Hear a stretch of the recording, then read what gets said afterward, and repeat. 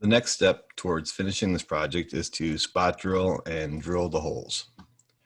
We're going to use a 1/2-inch diameter spot drill, 90-degree drill tip angle, and we're going to create pilots for all 16 holes. We've already selected our machine definition, so now we have the Toolpaths tab available to us. I'll go to Toolpaths, Drill. The Toolpath hole definition dialog box appears, and here's where we select the holes that we're going to drill. I can use mask on arc, select that. I'm being instructed to select an arc to match. I'll select that, draw a window around the end of these, then I'll window the remaining holes, and you see all 16 holes have become selected. The first hole to be drilled will be identified with the red point, and then you can see the order that they're going to be drilled in. If you need to change the order, you can come down to here for sort, and you can choose from these different options. I'm going to use this option right here, X zig plus, Y plus. And you can now see the order has changed. Hole 1, or the first hole that's being spot drilled, is identified with the red point. From here, I'll select OK.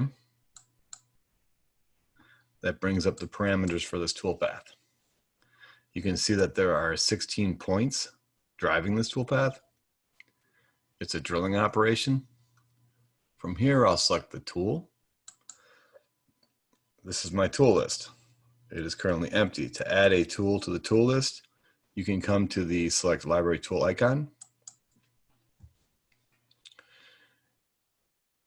The library comes up, and I currently have the filter active. So with the filter deactivated, you can see every tool that's coming out of this particular library. So to filter out specific tools, I'm going to select Filter Active.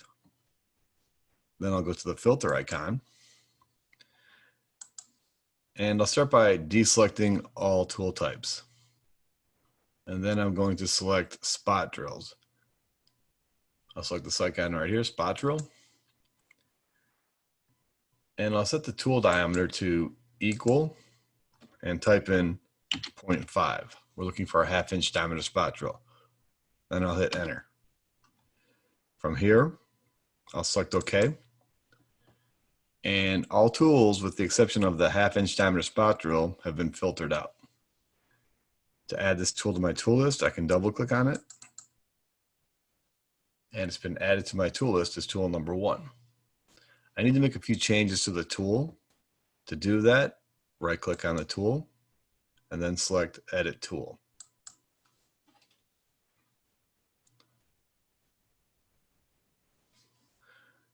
This brings up the parameters for the tool itself. I'm going to leave the default settings for the first page, and then I'll go to the next page. Something I'll do to have Mastercam use feet per revolution instead of feet per tooth, I'm going to set the number of flutes to 1. I can use a calculator to calculate the speeds and feeds based off of the SFM and the feed per tooth / revolution that I set in the tool settings. So I'll select OK. Select the calculator. It's calculating speeds and feeds for me. I can also turn the coolant on at this point. On this icon right here, it says Show More Options. Left click on it. Select coolant. And I'm going to set the flood coolant to on. Then I'll select OK. And that'll complete all the changes that I need to make on this page. I'll select Finish. You can see the spindle speed has been calculated for us, and the feed has also been calculated. For the comment field, I'm going to enter a comment, and this will appear in my NC file. And let's put spot drill, all pilots.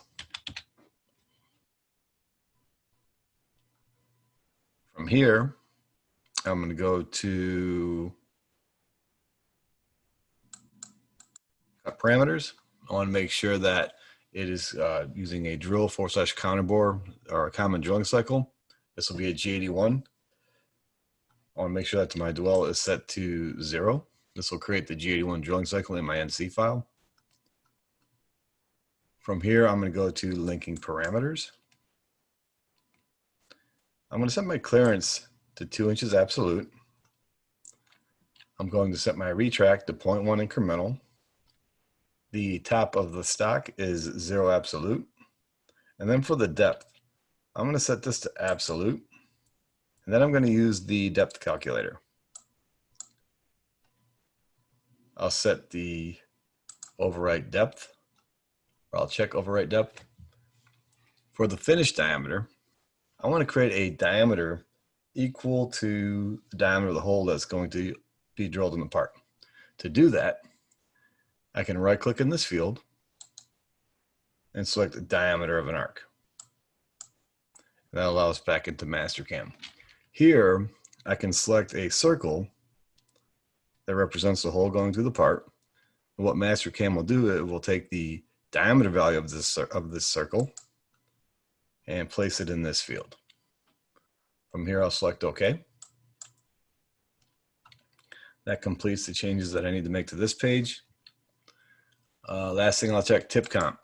Make sure tip comp is turned off in this case. I do not use tip comp with center drills or spot drills. This will cause the hole to be drilled too deep. So tip comp is turned off.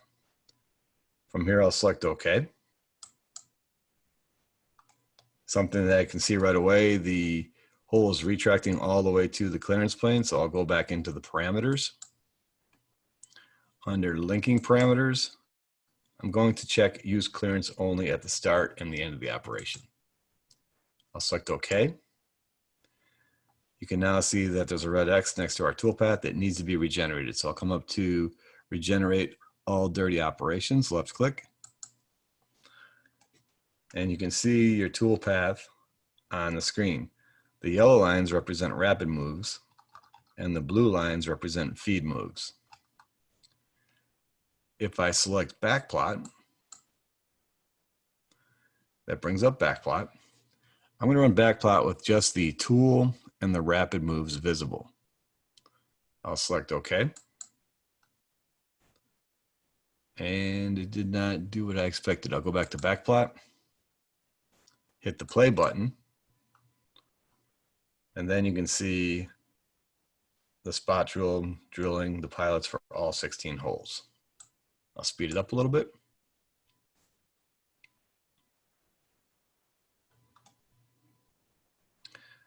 Everything looks like I expected it to. I'll exit BackPlot. I will save my work. The next thing we can do is we can run the toolpath and verify. Next to the BackPlot icon, you'll see the verify icon. Select it, and that will open up verify.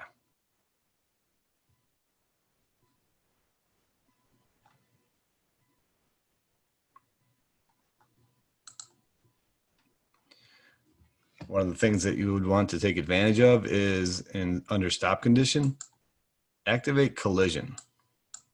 So if there's a collision, Mastercam will stop and let us know. I'll increase the precision, slow it down a little bit, and then select play.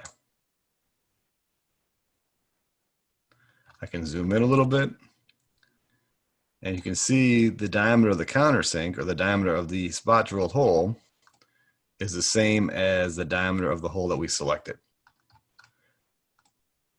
Everything looks good. I'll exit verify, select the X, close.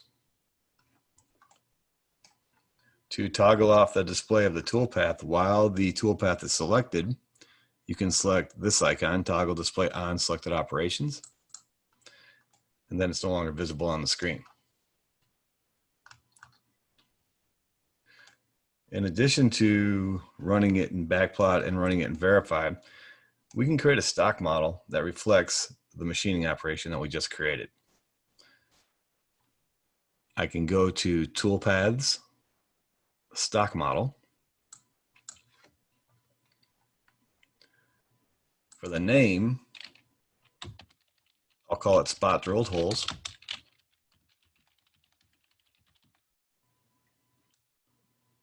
For the initial stock shape, I'm going to use rectangular. I'll select the corners of the existing model, so select corners. And then I'll select the corners that are opposite of each other in the X, Y, and Z axes. Now in these fields, you can see the stock model measures 3 by 2 by 0.188. That's correct. From here, we'll go to source operations. And we're going to select the toolpath that's actually doing the machining to the part. Select OK. And I currently have the solid model and the stock model visible. What I can do is I can bring up the level manager, make the solid model level invisible. And now the only thing that's visible on my screen are the wireframe components and the stock model. The stock model, we can toggle on the visibility like a toolpath. I select this icon. It makes the stock model disappear. I can turn it back on. And if I zoom in, you can see the stock model reflects the machining operations up to this point.